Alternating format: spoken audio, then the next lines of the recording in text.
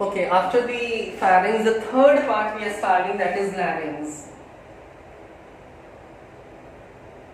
बेटा larynx, इस diagram में larynx कहाँ पर है? This entire part ना, this entire part, ये part है larynx. ये अलग अलग नाम से भी जाना जाता है. Larynx sometime may also be called as Adam's apple. Sometime it may also be called as sound box because it is responsible for the production of sound. Okay. अब ये larynx जो है ना, in adult male larynx is comparatively more prominent. It is more visible क्योंकि mail और female की जो sound की पिच है उसमें डिफरेंस होता है. ओके, अभी larynx जो है इसे वॉइस बॉक्स भी कहते हैं. ये कार्टिलेजिनस स्ट्रक्चर है जिसमें कार्टिलेज से बना हुआ छोटा सा सिलेंड्रिकल पार्ट है जो हमारे नेक के एंटीरियर साइड में प्रेजेंट होता है. इसके ऊपर दोनों तरफ लैटरल साइड में लगे होते हैं थायराइड ग्लैंड. ओके, अब ये लैरिंग्स है. बेटा लैरिंग्स की जो ऊपर की साइड पे ना, लैरिंग्स के ऊपर की साइड पे यहाँ पर जो ओपनिंग होती है, ये वाली जो ओपनिंग होती है ना, दिस ओपनिंग जो लैरिंगोफैरिंग्स के पास है. लैरिंगोफैरिंग्स का सबसे नीचे वाला पार्ट इज लैरिंगोफैरिंग्स. लैरिंगोफैरिंग्स के बाद स्टार्ट होता है लैरिंग्स. इसका जो जंक्शन है, इसके जंक्शन पे जो ओपनिंग है, this opening is called as glottis. इसे हम कहते हैं ग्लॉटिस. ये ओपनिंग जो इसमें है ये है ग्लॉटिस. ये वाली ओपनिंग ग्लॉटिस है. बेटा अभी ग्लॉटिस के ऊपर एक कार्टिलेजिनस फ्लैप लगा हुआ है. इसके ऊपर ना ये कार्टिलेजिनस फ्लैप लगा होता है. एक्चुअल में आगे की साइड में यहाँ पर प्रेजेंट है कार्टिलेजिनस फ्लैप है. ये फ्लैप जो होता है जिसे कहते हैं epiglottis. Epiglottis again is a cartilaginous flap like structure which fits over the glottis, and continuous opening and closing of larynx is responsible for preventing the entry of food particle into the respiratory tract. यानी इस epiglottis और glottis के opening और closing mechanism की वजह से ही हमारे respiratory tract में खाना एंटर नहीं होता है. क्योंकि ये जो पैसेज है ना, ये पैसेज तो कॉमन है. यहां से देखो, अभी यहां से आप खाना खाएंगे, ये फूड पार्टिकल है. ये फूड पार्टिकल यहां से होता हुआ पीछे वाले पाइप में जाएगा. फूड पाइप पीछे है और जो हवा होगी वो यहां से पास होते हुए आगे वाले पाइप में आएगी. अब दोनों यहाँ पे इंटरसेक्ट कर रहे हैं, दोनों क्रॉस कर रहे हैं. लेकिन क्रॉस करने के बाद भी यूजुअली ऐसा नहीं होता कि हमने जो खाना खाया वो लंग्स में चला गया और जो हमने इंस्पायर किया हवा पेट में चली गई. ऐसा नहीं होता है ना. तो mixing is prevented, the mixing of food and air is prevented with the help of this लैरिंग्स जिसमें ग्लॉटिस और एपिग्लॉटिस प्रेजेंट होता है. अभी आपको समझाएं एग्जांपल. अभी एक डायग्राम की मदद से एग्जांपल. दिस इज द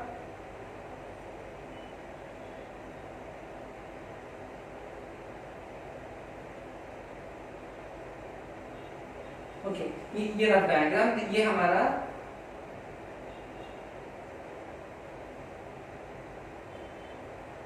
हमारा this part, this the pharynx region, not pharynx, glottis वाला पार्ट. ये हमारा ग्लॉटिस है. ये पूरा लैरिंग्स है. इसमें ये ओपनिंग ग्लॉटिस है. इसमें पीछे यहाँ पर निकला हुआ ये फ्लैप के जैसा स्ट्रक्चर जो मूवेबल है, ये इसके ऊपर आकर ऐसा क्लोज हो जाएगा. डस्टबिन होती है ढक्कन वाली, वैसा पार्ट यहाँ पर है. ये नीचे की तरफ ये ओपनिंग है और ये फ्लैप लगा है. ये फ्लैप इसके ऊपर आके यूं क्लोज हो जाएगा. तो ये जो फ्लैप है, ये फ्लैप को अपन बोलेंगे एपिग्लॉटिस. ये ग्लॉटिस है, ओपनिंग इज ग्लॉटिस, और ये फ्लैप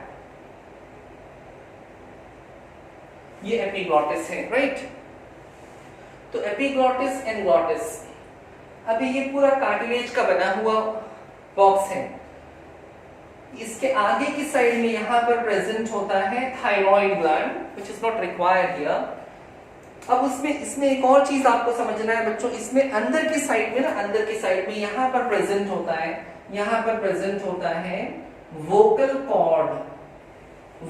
कॉर्ड. ये है हमारा vocal cord. Vocal cord is responsible for the production of sound. ये पूरी ओपनिंग ग्लॉटिस थी, लेकिन ये जो ब्लू वाला नाम है ये वोकल कॉर्ड है.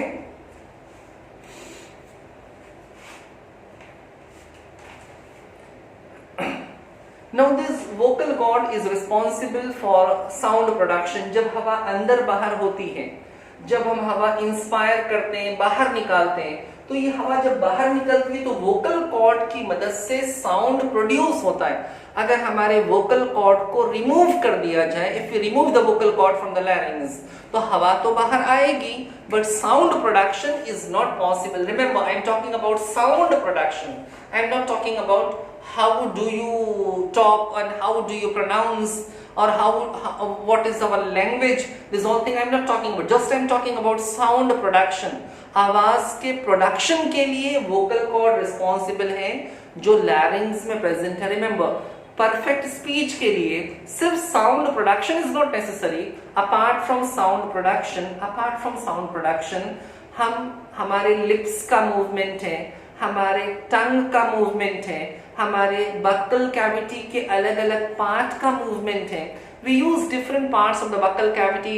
We use the movement of lips, movement of tongue in a different way to mold the words to make the perfect speech.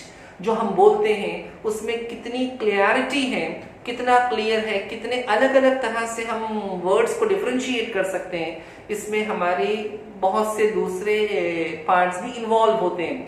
But as far as sound production, आवाज का जो निकलना है, उसके लिए वोकल कॉर्ड लैरिंग्स में present होता है, वो रिस्पॉन्सिबल है.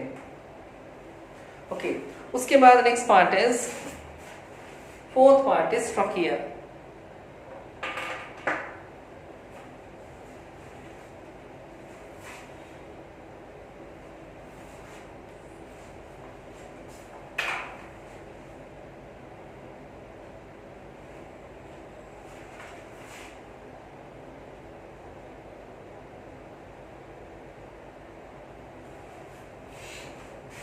Trachea may also be called as windpipe.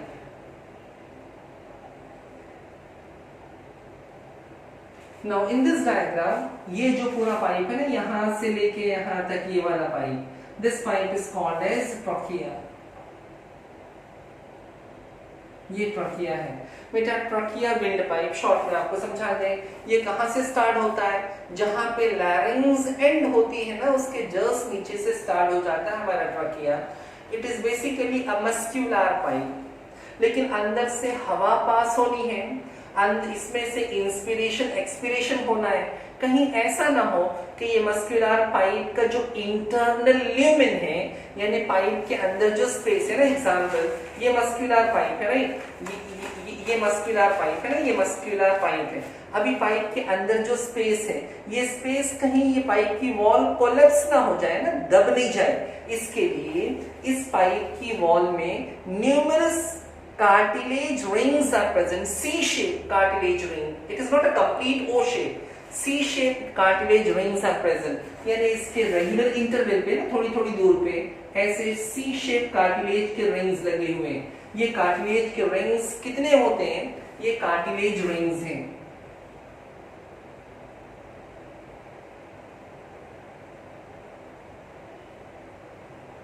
They are 16 to 20 number, 16 से लेके 20 तक रिंग्स हो सकते हैं. अच्छा, ये स्टार्ट होता है लैरिंग्स के नीचे और कहां तक रन करता है?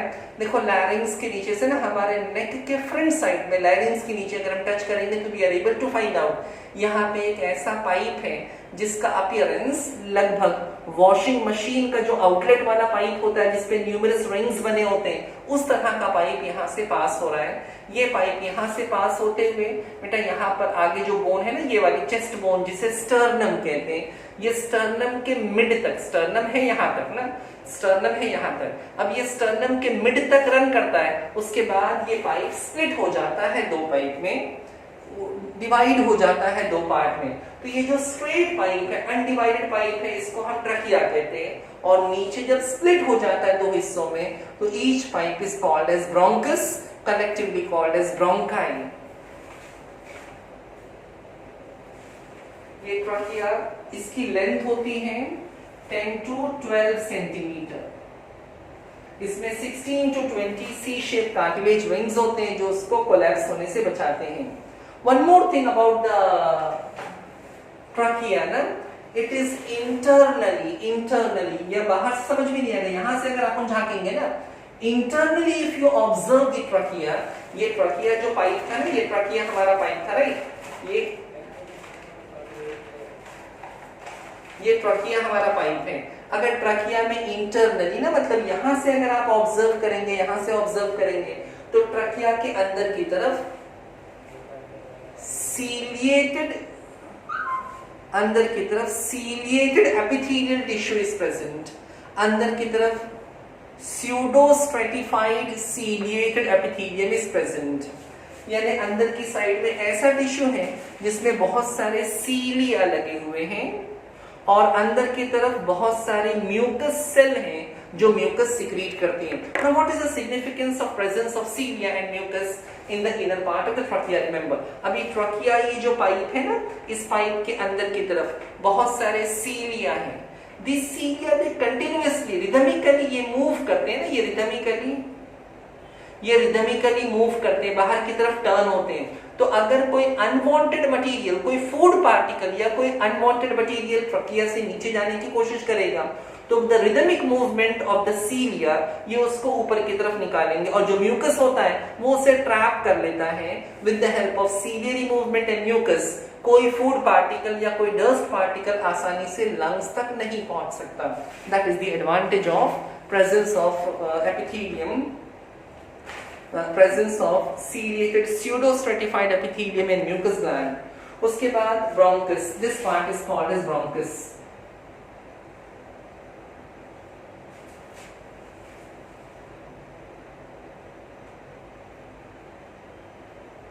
ब्रोंकस ये सिंगुलर वर्ड है, प्लूरल वर्ड ब्रोंकाई है।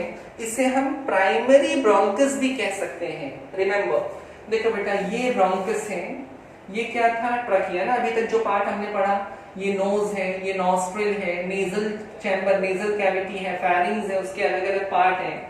उसके बाद लैरिंग्स है, उसके भी अलग अलग पार्ट मैंने बताया। ट्रकिया के बारे में बताया, trachea divides to form bronchus ना। तो our next side heading is bronchi, bronchus.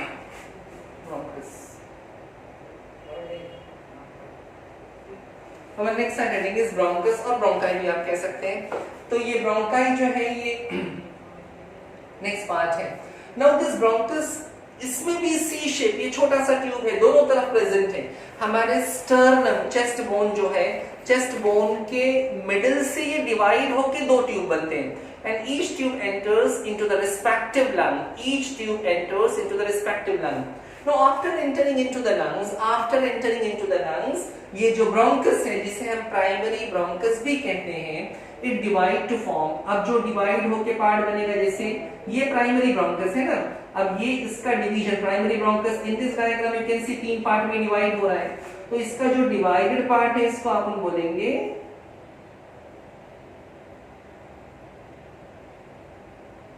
Secondary bronchi. उसके बाद जो फर्दर डिवीजन है, it further divides to form, अब ये सेकेंडरी ब्रोंकस डिवाइड होके ये एक ट्यूब, ये सेकेंड ट्यूब, ये थर्ड ट्यूब, राइट। अब ये इसका जो फर्दर डिवीजन है, this tube is called as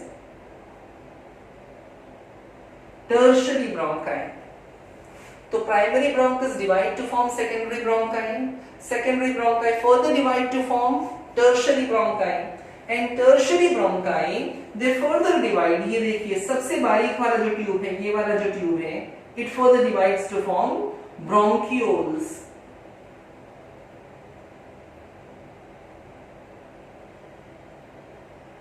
bronchioles ये फर्दर डिवाइड होकर ब्रोंक्यूल्स बनता है। बेटा ब्रोंक्यूल सबसे फाइन ट्यूब है। अभी इसमें से एक ब्रोंक्यूल को अगर हम निकालें, if we take out a single bronchiole, ये एक ब्रोंक्यूल को मैं यहां से निकाल के यहां पे रीड्रॉ कर रहा हूं, राइट। ये एक ब्रोंक्यूल है, एक ब्रोंक्यूल के ऊपर ना numerous sac like structure is present. तो ब्रोंकस में आपने बहुत सी चीजें पढ़ी, प्राइमरी, सेकेंडरी, टर्शियरी ब्रोंकाई, उसके ऊपर सी शेप कार्टिलेज रिंग्स होती हैं। This all thing you have to study. अभी ये जो ब्रोंक्यूल्स है, ब्रोंक्यूल के ऊपर लगा हुआ numerous sac like structure called as alveoli. Alveolar sac, एक अल्वियोलार सेक में 10 से 12 अल्वियोलाई प्रेजेंट होते हैं। Okay, if you take out a single alveoli, अगर एक अल्वियोलाई को आप निकालोगे तो वो कैसा दिखाई देगा, वो मैं नेक्स्ट पार्ट में आपको समझाता हूं। तो the next title given in your book is lungs.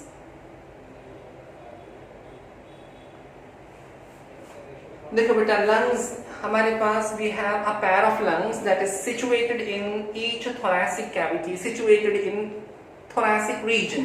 हमारी thoracic cavity as you know यहाँ आगे की तरफ sternum है, on both the lateral side we have 12 pairs of ribs, पीछे की तरफ having thoracic vertebra, और नीचे की साइड में ना ये रिब्स के लास्ट रिब के नीचे की साइड में अंदर की तरफ having a dome shaped partition called as diaphragm, dome shaped partition। यानी ये लंग्स के नीचे देखो, ये साइड में तो ये हमारा thoracic कैविटी हो जाएगी ना, यहाँ पे आगे की साइड में रिब्स होंगी, ये सब रिब्स हैं, ये रिब्स आगे स्टर्नम को कनेक्टेड होंगी, और नीचे की साइड में यहाँ पर ना ऐसा डोम शेप पार्टीशन होगा। This dome shape partition, muscular partition, it is called as diaphragm. ये डायफ्राम है।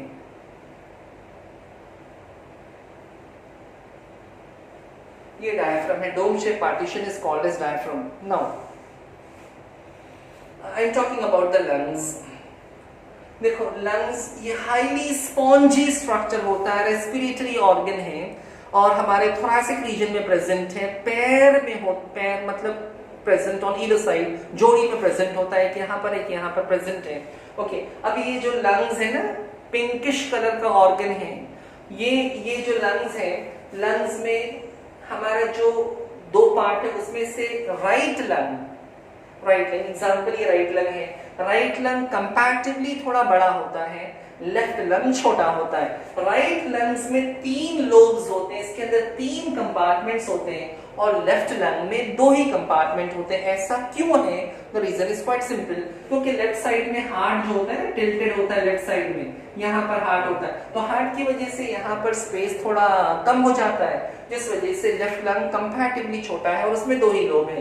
राइट लंग कंपैरेटिवली बड़ा है और उसमें 3 लोब्स होते हैं। Now few more thing about the lungs. Lungs के बारे में और भी आपको मालूम होना चाहिए।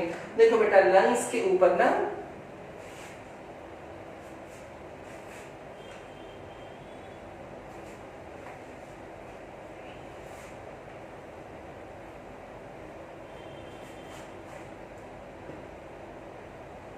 एग्जाम्पल, ये हमारा लंग्स है।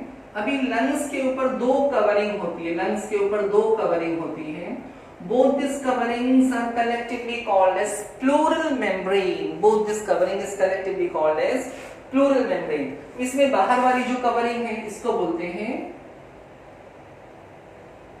parietal layer. बाहर वाली covering is called as parietal और outer layer is parietal. Inner layer जो होती है इसे कहते हैं विसल, और दोनों को मिलाकर, बाहर वाली पेराइटल अंदर वाली विसल, और दोनों को मिलाकर हम कहते हैं प्लूरल मेम्ब्रेन।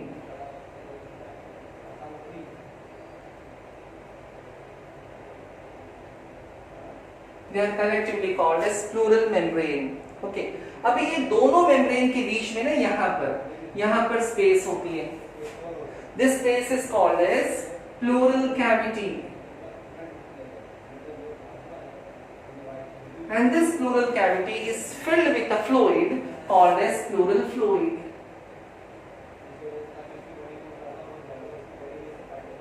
Okay, ये pleural cavity, pleural fluid, ये सारी चीजें देखो, बाहर की लेयर पेराइटल लेयर, अंदर की लेयर विसरल लेयर, दोनों लेयर के बीच में कैविटी प्लूरल कैविटी, और उसमें जो भरा हुआ फ्लूइड है that is a pleural fluid. This outer covering that is pleural membrane, no doubt they are responsible for giving protection to the lungs. They are responsible for giving protection to the lungs. Now apart from giving protection, ये जो pleural cavity है जिसके अंदर fluid भरा है, this fluid and the pleural cavity, they are responsible for acting like a buffer. They are acting like a shock absorber. You can say shock-ups का काम करते हैं, shock absorb करते हैं, mechanical injury को prevent करते हैं, even वो lungs को डेसिकेट होने से बचाते हैं, लंग्स को ड्राई होने से बचाते हैं। These all are the significance of presence of pleural fluid. Okay, उसके बाद द नेक्स्ट पार्ट ये अल्वियोलाई के बारे में हमको समझना है। 7th part is alveoli.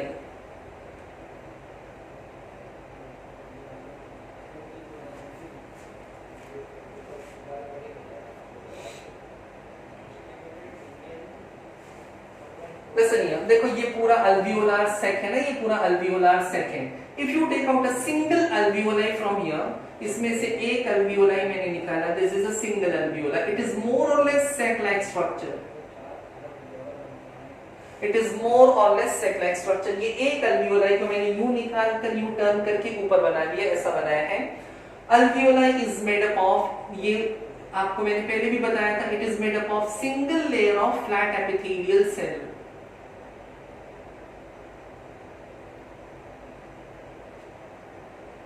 It is made up of single layer of flat epithelial cell। अभी epithelial cell की peculiarity ये होती है कि epithelial cell is resting on the basement membrane। Example, ये epithelial cell की एक लेयर ना, इसके नीचे वाली जो ब्लैक से ड्रॉ कर रहा हूं, ये इसकी बेसमेंट मेम्ब्रेन है।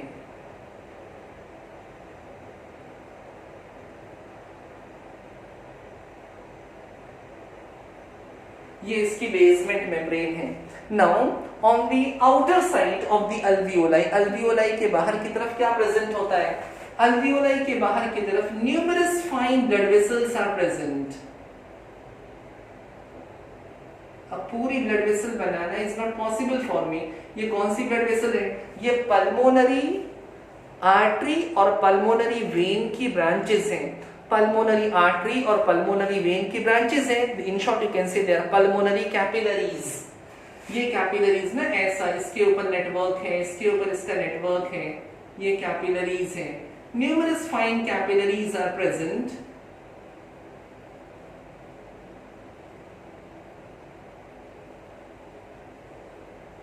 ये क्या, ऐसा पूरा नेटवर्क प्रेजेंट होता है। The complete outer network is present around the alveoli. अभी ये कैपिलरी है, blood capillary. Blood capillary is also made up of single layer of flat epithelial cell. It is also made up of single layer of flat epithelial cell. इसके ऊपर epithelium की एक layer है।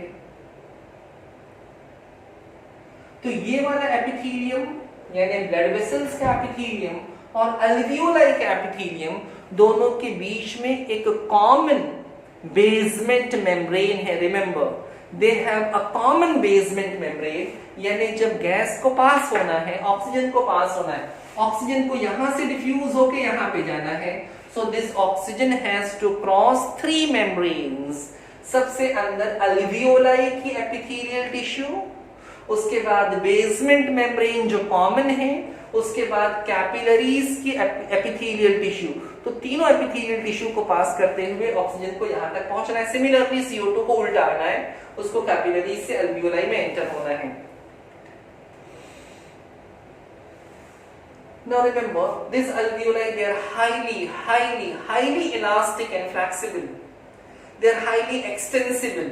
इसी वजह से अल्वियोलाई की इलास्टिसिटी के वजह से ही when we inspire, when we take the air into the lungs, we can easily observe the change in the thoracic lumen, the change in the thoracic capacity। जब हम इंस्पायर करते हमारा चेस्ट थोड़ा expand हो जाता है, और जब हम एक्सेल करते हैं तो वो कॉन्ट्रैक्ट हो जाता है। ये पॉसिबल है बिकॉज हमारे अल्वियोलाई फ्लेक्सिबल हैं। They are made up of single layer of squamous epithelium। एक और डेटा, चौंका देने वाला डेटा, बेटा हमारे लंग्स में अप्रोक्सीमेटली 700 मिलियन, हमारे लंग्स में approximately 700 million alveoli is present. मैं एक इंसान की बात कर रहा हूं, पूरे क्लास की नहीं। एक इंसान के लंग्स में 700 मिलियन अल्वियोलाई प्रेजेंट होती है। ऑब्वियसली ये माइक्रोस्कोपिक स्ट्रक्चर है। अभी इसका सरफेस एरिया, इतनी ज्यादा अल्वियोलाई प्रेजेंट होने की वजह से it increase the surface area tremendously. हमारी स्किन का जो सरफेस एरिया है, उससे अप्रोक्सीमेटली 50 गुना ज्यादा, 50 टाइम्स ज्यादा हमारे लंग्स के अल्वियोलाई का सरफेस एरिया है। ये इतने ज्यादा अल्वियोलाई है कि अल्वियोलाई को अगर ओपन किया जाए तो सरफेस एरिया बहुत ज्यादा इंक्रीज हो जाता है। और जितना आपने चैप्टर के शुरू में पढ़ा था कि जितना ज्यादा सरफेस एरिया होगा, जितना ज्यादा सरफेस एरिया होगा उतना ही ज्यादा एफिशिएंट रेस्पिरेटरी सरफेस और रेस्पिरेटरी ऑर्गन होगा, उतनी ही आसानी से गैस एक्सचेंज होगी। Now the next part is about the diaphragm. बेटा डायफ्राम में ये जो डायग्राम में बना हुआ है डायफ्राम, ये डायफ्राम मस्कुलर डायफ्राम है, मसल से बना हुआ है। ये इनवॉलंटरीली मूव करता है, रिफ्लेक्स एक्शन से या इनवॉलंटरी मूवमेंट इसका होता है। हम जानबूझ के अपने डायफ्राम को नहीं हिलाते हैं, वो बार बार मूव करता रहता है। हम सोने में भी रेस्पायर कर सकते हैं। तो डायफ्राम का डोम शेप होना और इसका फ्लैट होना, this movement is responsible for changing in the volume of thoracic cavity, जिसकी वजह से इंस्पिरेशन और एक्सपिरेशन, इनहेलिंग और एक्सहेलिंग होता है। So this is in general इसका जो एक पॉइंट था ये है डायफ्राम।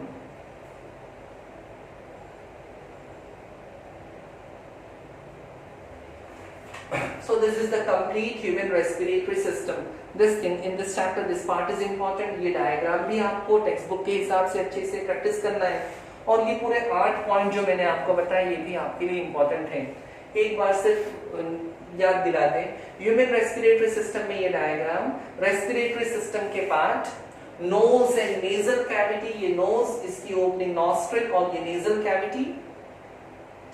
ओके, उसके बीच का पार्टीशन था मेसेंथमोइड कार्टिलेज। इसके नेजल चैम्बर के 3 पार्ट है ना, सबसे बाहर वाला पार्ट वेस्टिब्यूल, बीच वाला पार्ट रेस्पिरेटरी पार्ट, अंदर वाला पार्ट ऑल्फैक्टरी पार्ट है और या सेंसरी चैम्बर है। उसके बाद ये pharynx which is a common passage, जहां से फूड भी पास होता है, एयर भी पास होती है। उसके भी 3 पार्ट थे, नेसोफैरिंग्स, ओरोफैरिंग्स एंड लैरिंगोफैरिंग्स, जिसके लैटरल साइड पे टॉन्सिल्स होते हैं। कुछ लोगों के टॉन्सिल्स में इंफेक्शन हो जाता है, सर्जिकली उसे रिमूव भी करना पड़ता है। उसके बाद नेक्स्ट पार्ट है लैरिंग्स। लैरिंग्स ये पार्ट जो साउंड बॉक्स है, इसका फंक्शन साउंड प्रोड्यूस करना भी है और इसका फंक्शन है कि फूड को विंड पाइप में एंटर होने से रोका जाए। अगर एक्सीडेंटली, जैसे कभी खाना खाते टाइम इंसान बात कर रहा है तो एक्सीडेंटली इट हैपन कि फूड पार्टिकल में enter into the wind pipe, जिसके वजह से ना कफिंग, सडन कफिंग एक्शन की वजह से, जिसे ठसका लगना कहते हैं, उस फूड पार्टिकल को निकालने का मैकेनिज्म किया जाता है। अदरवाइज नॉर्मल कंडीशन में फूड पार्टिकल एंटर नहीं होता है। When we swallow the food, जब तक खाना मुंह में है वो एपिग्लॉटिस जो है ना वो खुला रहेगा, लेकिन जब खाने को हम स्वैलो करेंगे, जब हम खाने को निगलेंगे तो एपिग्लॉटिस ग्लॉटिस के ऊपर बंद हो जाएगा। उसके बाद ट्रकिया, विंड पाइप को कहते हैं, उसकी जो ब्रांच है ये ब्रोंकस है। ब्रोंकस की branch secondary bronchi, tertiary bronchi, उसके बाद ब्रोंकियोल, उसके बाद अल्वियोलाई, ये सब मैंने आपको बताया। लंग्स के बारे में बताया, लंग्स के ऊपर कवरिंग का सिग्निफिकेंस बताया, और उसके बाद डायफ्राम के बारे में। So this all about the complete human respiratory system. अभी भी चैप्टर कंप्लीट नहीं हुआ है। इसमें मैकेनिज्म ऑफ रेस्पिरेशन जो इस चैप्टर की जान है, जो इस चैप्टर का सबसे इंपॉर्टेंट पार्ट है, मैकेनिज्म ऑफ रेस्पिरेशन, कि how do we exchange the gas, what is the mechanism, हवा अंदर कैसे जाती है, हवा लंग्स में से ब्लड में क्यों जाती है, ब्लड से टिश्यूज में क्यों जाती है, CO2 कैसे प्रोड्यूस होता है, कैसे बाहर आता है, this all thing will study in the next lecture. तो आज के लिए ह्यूमन रेस्पिरेटरी सिस्टम तक मैंने आपको समझा दिया, इसके अलग अलग पार्ट्स मैंने बता दिए। Next time will see the mechanism of respiration.